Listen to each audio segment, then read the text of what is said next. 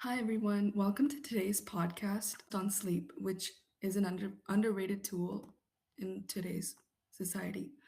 My name is Magita Chintapalli, and I'm the social media manager in NeuroSeed Foundation. So, thank you for everyone who's joining us today. And we'll be talking about why we're all so interested in sleep and why especially matters today. Hi everyone, my name is Olivia Sun and I'm the Outreach Director for the Read and Care Project. My name's Chrysantha Song. I'm the secretary for the NeuroSeed Foundation. Hi everyone, thank you so much for joining. My name is Sophia Scelza and I'm the president and founder of the Read and Care Project. Perfect. So, kind of on today's topic of sleep, essentially, we chose this topic because it goes along really well with our previous topics about healthcare and then also teenage mental health. And obviously, sleep plays a really big role within teen mental health. And so, we all kind of prepped different aspects to talk about for today on sleep specifically. Everybody can just go around and share kind of what they wanted to focus on for today's podcast. Of course. Personally, this is my opinion. I think the thing about sleep is that everyone knows they need it, but really no one actually prioritizes it, especially like adolescents or young adults. We are told to get 8 to 10 hours, but then we're also told to maintain high grades, do extracurriculars, volunteer, apply for scholarships, and overall have a social life.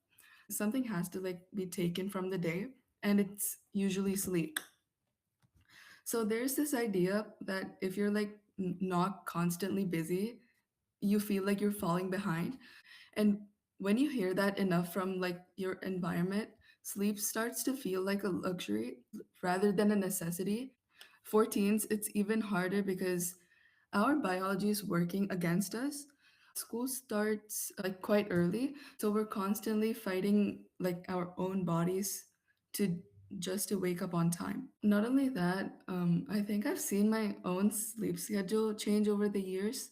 I used to be able to wake up like at 6 a.m. without an alarm, like when I was in like elementary school. Now, it takes me a lot of time to wake up for school.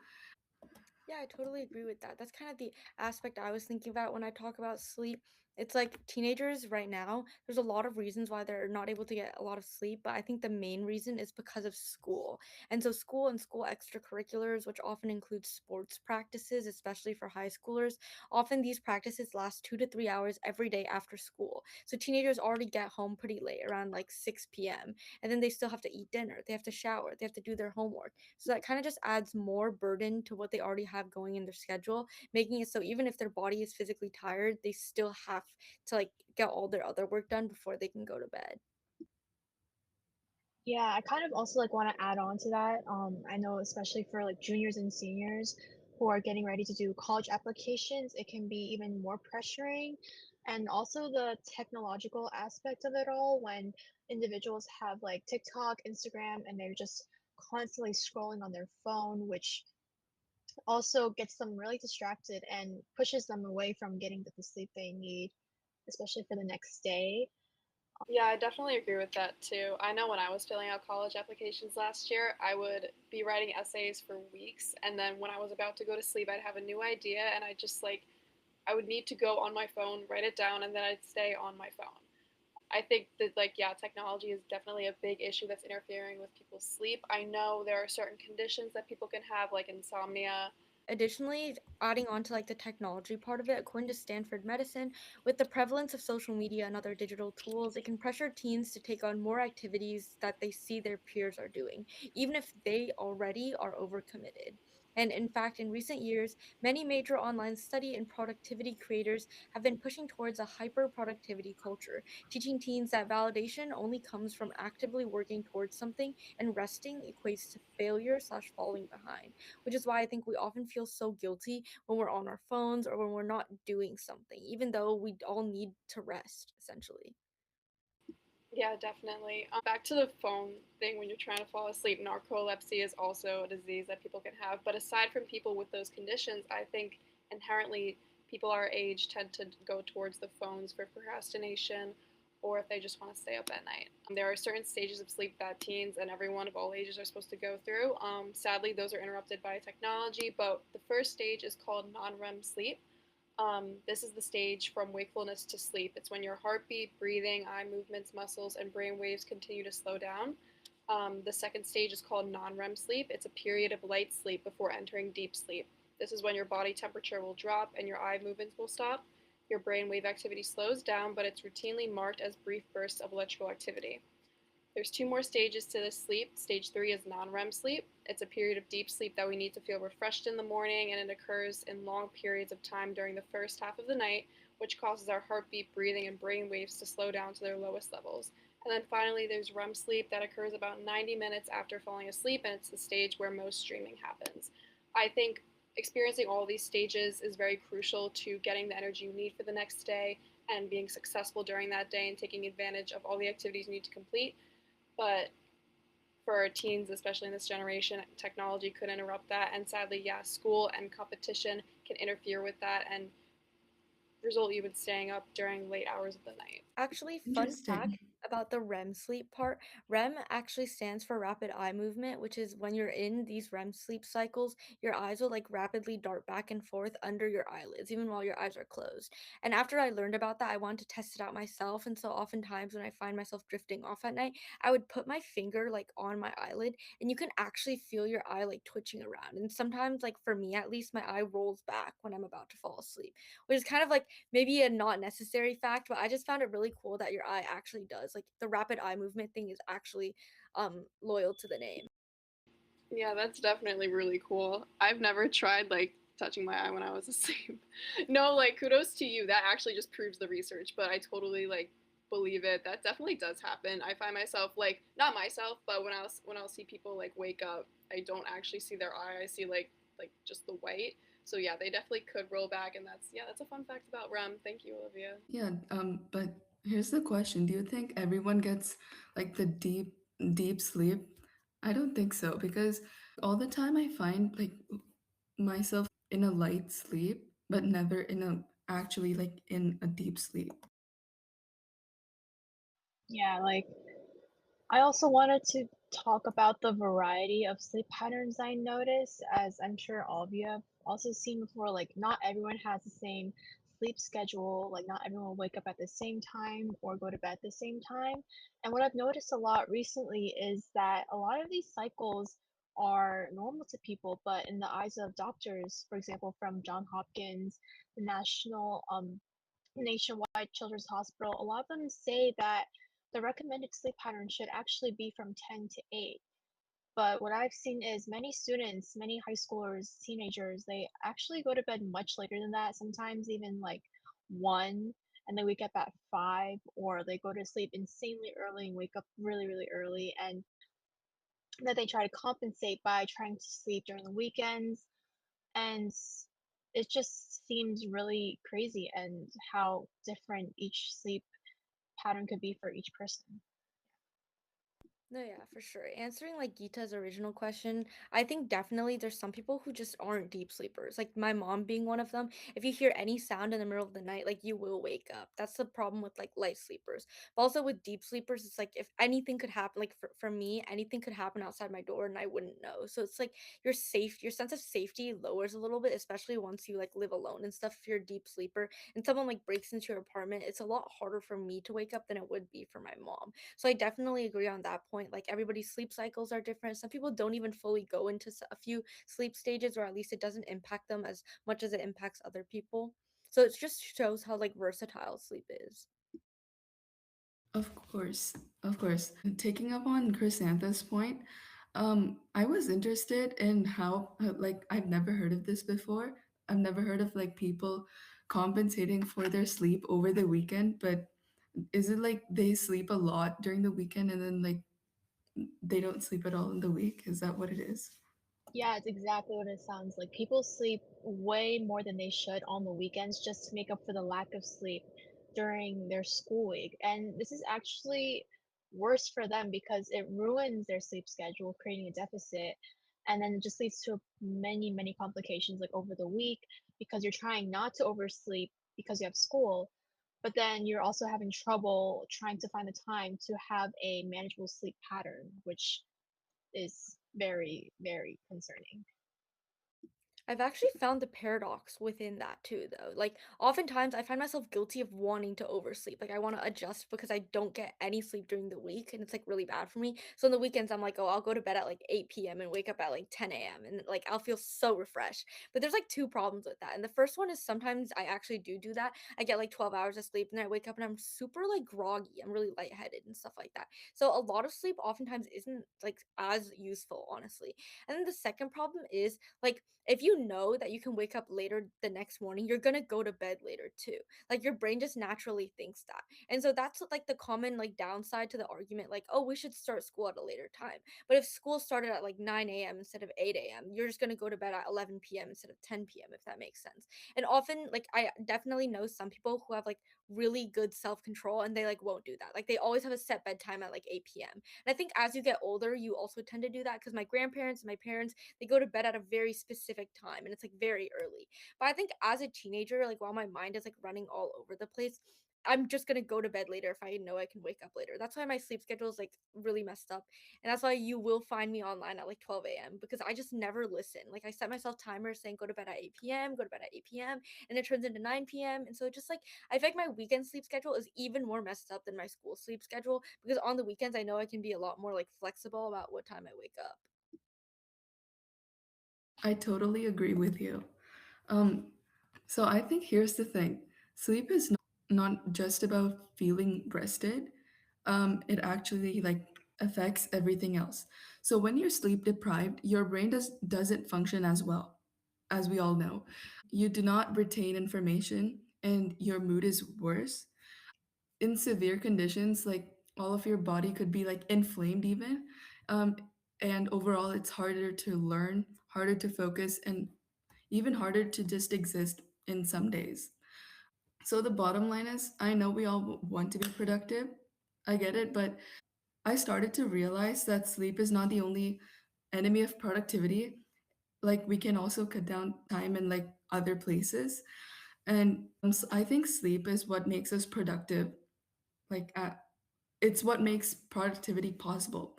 Yeah, like I was actually doing research on this, and I have seen that people who have lack of sleep, they actually tend to even go into risky behaviors. Like sometimes when you feel so drowsy and you're working and you're just so tired, sometimes you may even like speed up while you're driving, or you might be um try to participate in like dangerous activities to make up for that just kind of unresting feeling that you have, which is so dangerous because how can something so important like sleep cause such a big impact in your life in such a negative way, which is so like critical and dangerous for many people, not just like adults but also teenagers and also growing children who need that sleep. Yeah, I definitely agree with that. I was researching a condition where people have chronic short sleep bursts, and it's called cardiometabolic resiliency. And it's basically defined as sleep as an active metabolic repair phase, and chronic short sleep durations in teens causes cellular inflammation in their cells, in their cognitive cells, and their lining blood cells. And it disrupts hunger hormones, leading to intense sugar cravings and significantly raising long term cardiovascular risks. So, like, when people do sleep for shorter times, it can lead to long term diseases like diabetes, things with blood sugar, and then it could also just develop long term brain diseases, maybe like Alzheimer's or um, narcolepsy is another one that I mentioned earlier. But yeah, those things can stem from chronic short sleep. And like what I wanted to say about the productivity point earlier that both Gita and Chrysantha brought up was kind of with productivity, people think that like in relation to sleep, you either have to sleep later or wake up earlier to be productive. And oftentimes I find that like people they emphasize like waking up earlier is so much better than going to bed late, etc., etc. But I feel like either one sometimes doesn't work and you just have to accept that. Like you have to realize that sometimes you just really need that 10 to 12 hours of sleep. I mean 8 to 12 hours of sleep depending on what age you're at, and it's okay not to have to wake up at like 5 a.m. to get your work accomplished. Because at least for me, like now that my sleep schedule is schedule's messed up, I always do my work. Like I feel the most productive between the period of like 8 to like 11 p.m. And then after that, it's like my brain gets really foggy. And then during the day too, I'm really tired. I can't wake up really early, otherwise I won't be able to think straight. And so I feel like that really just shows that like once you mess up your sleep schedule, your productivity will overall be lower. So it's like you'd rather sacrifice like temporary productivity to get that sleep and not have to mess up that cycle, rather than like messing up that cycle, and now like for the next like 2 weeks at least you're gonna have to try and work to fix it essentially. Because it's not like you can just like sleep like Chrysantha mentioned, you can't just like oversleep and expect your schedule to miraculously fit back into place. I think that's often a misconception, especially one that I had, and it just like doesn't work that way.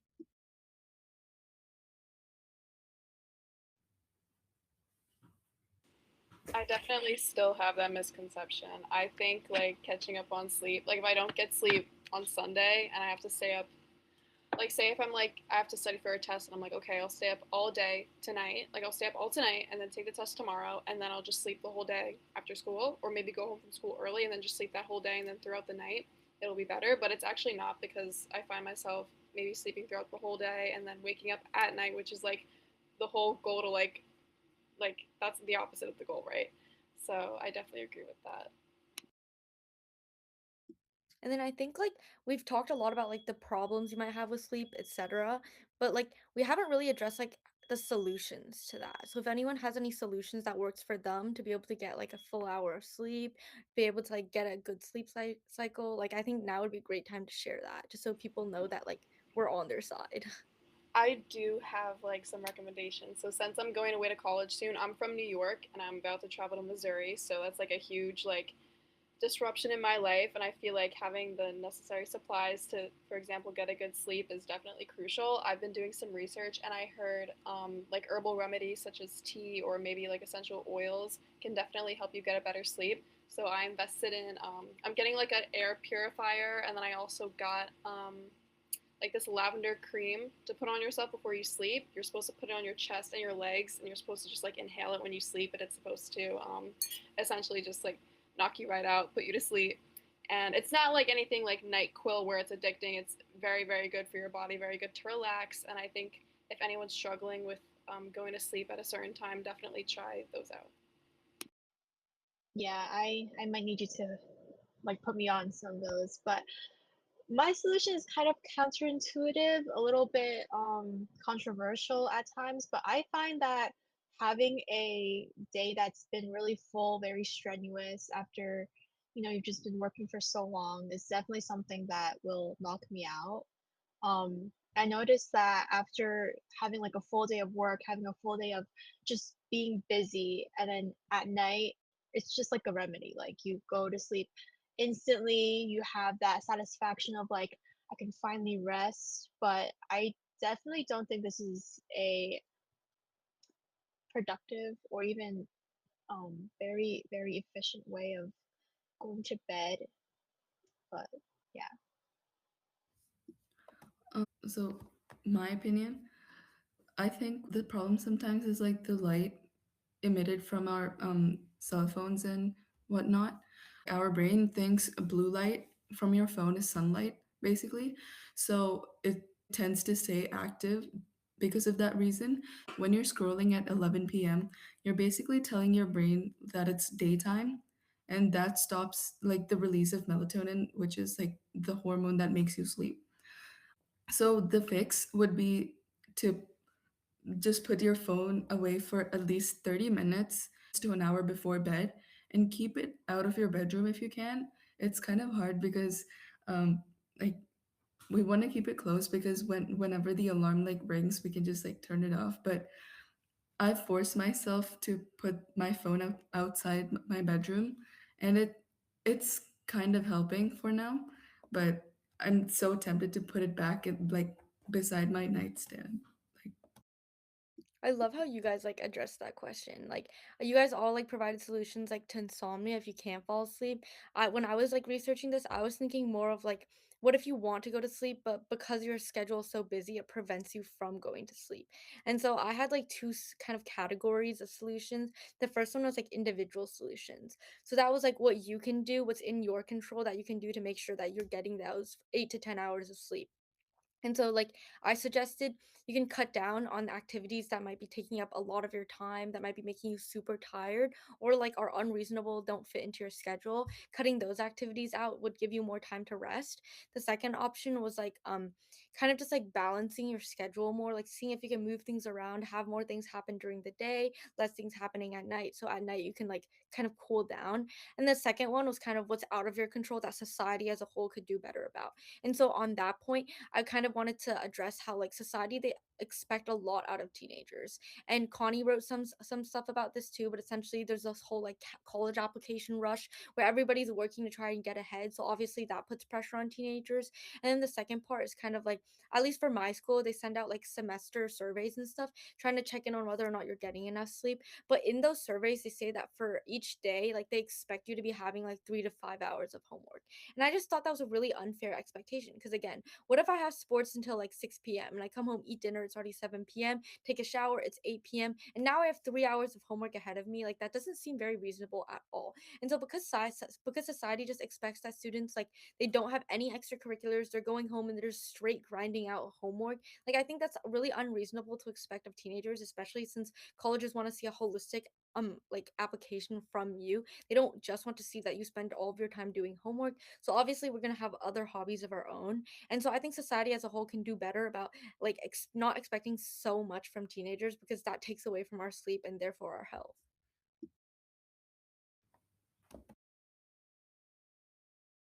Like, I'm not sure how that works for like college as well, but I'd assume it's equally competitive where everybody like they're like anxious to rest because they feel like other people are doing more and getting ahead of them while they're like resting essentially. Like, I know I often struggle with that. I feel guilty when I'm resting, but at the same time, I get into doom scrolling, which was covered in our last episode if you want to see. But it's like I feel like those are just don't contrast well together.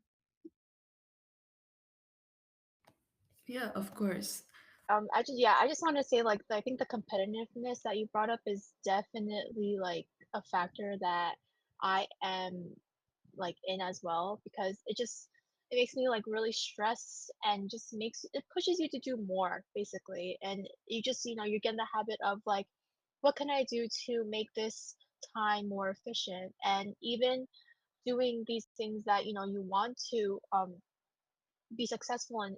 It's essentially a really big trade-off between your physiological needs and your school or college or whatever goal you want to pursue. You're making a huge trade-off between those two, which is kind of unfair at times. Yeah, there's this quote from like an American sleep researcher named Mary Karskadon, and she said, "Kids say that they're tired, but they don't actually realize that they're sleep deprived. And if you ask them to remove an activity, they'd rather give up on their sleep in order to do that activity." And I think that's really relevant to like the topic we were just talking about. Sometimes the problem isn't that like you don't like sometimes the problem isn't that you can't sleep or like you don't have enough time to sleep. Sometimes the problem is you're cramming your schedule so you don't have time to sleep.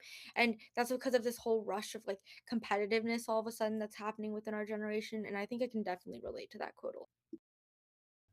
Yeah, and I think sleep deprivation doesn't end at adolescence necessarily. Like, from my personal experience, my mom does night shifts sometimes, like here and there, and I can see like her whole sleep schedule kind of like shifting here, whenever she has a night shift, and it's quite concerning because first of all, she's very used to her sleep habits, but due to her job requirements, she has to like shift here and there. Like she has to be really flexible, and uh, over like sometimes I can even like see her get really really drowsy sometimes in the day. Um, and yeah, it doesn't like sleep deprivation doesn't necessarily start and end at adolescence. I also wanted to like take some time to shed light on like having like sleepwalking or like lucid dreaming disorders and kind of like why those things happen. And so in between like these stages of sleep that Sophia mentioned before, sleepwalking happens when your body and your mind are kind of stuck. Like it's what happens when a person's in like a mixed state between their deep sleep and then being awake. So oftentimes what happens is your body is moving but your brain is still asleep. That's why like people see you sleepwalking but you don't remember it, or you're not conscious and you don't know what happened the next day when you are conscious. And then on the opposite side, lucid dreaming is when your body's not able to move but your brain is moving. So you think that you're awake and you're like conscious in your brain, but you're like stuck because your body isn't moving. And so I think either way it's like a little scary to have to experience something like that. I myself used to be a sleepwalker as a child, but like have never had lucid dreaming before. And I don't know if anyone else has like experience with any of that. No, do you still have sleepwalking? Like, did you overcome it? If so, how? How would you do that? If you know it. Yeah, I love that question. No, yeah, for sure. As a child, I was a big sleepwalker, and kind of what happened was, this is very unorthodox, by the way. It's like I'm not like promoting this. My parents like they would like lock my door almost. Like, we didn't have a lock, but they'd like use like a towel or something like that, and they'd like lock the door so I couldn't like go out at night because they were really afraid I'd fall off the stairs. And then on the stairs we had like a pet door, and so that would like um we had a door that would like it was kind of like a baby door to make sure people don't fall down the stairs. And so that was like a method that we used to make sure I wouldn't fall down the stairs. Then they locked my door to make sure I wouldn't leave at all. And I think over time, like I was just conditioned to like not sleepwalk anymore. And I don't know if that happens with growing up, but after a while like I just stopped sleepwalking. Yeah, that's really like unique. It's like a really unique story to hear, and yeah, you're probably the first person I've like met who used to sleepwalk at least. But I can definitely say like it was not really a fun experience because I wouldn't remember any of it. And I'd wake up the next day and they'd be people would be telling me about it and I wouldn't remember anything that I did. So I feel like if you were actually sleepwalking and you did something that hurt yourself, like that would like really suck. And so I still think it is pretty dangerous. And I'm sure there's like other methods that would help you come out of sleepwalking. But like it's like I think if you like find a method that works for you, like maybe it's the door locking, maybe it's just like growing up, like either way, like as long as you find a method, it's like obviously safer to not sleepwalk. Yeah, definitely. And then I want to ask, like, have any of you guys experienced lucid dreaming? Because that's something that I've like never had an experience with before, and it sounds like terrifying. I haven't. I know it does sound really scary. I know people that have, but I personally haven't, so thank God. What about you guys? Have you guys experienced that? No, No. no, just normal dreams and nightmares for me. I think people almost like romanticize it in novels because I've read lots of novels where people can control their lucid dream and they're able to like meet people, and it's like they're always fantasy novels, but like they take like lucid dreaming, this aspect of it, and they make it so like you're able to see people in your dreams and stuff. And that's like so creepy to me, but also like kind of cool because it makes lucid dreaming seem like a superpower instead of like versus sleepwalking, which is obviously not a great thing. Yeah. Well, thank you everyone for joining our really insightful episode on sleep today. Um, and we wish to see you in the next episode, episode 4, which is on what scientists do all day. Perfect. Thank you guys. Thank you. Thanks. Well, Thank you.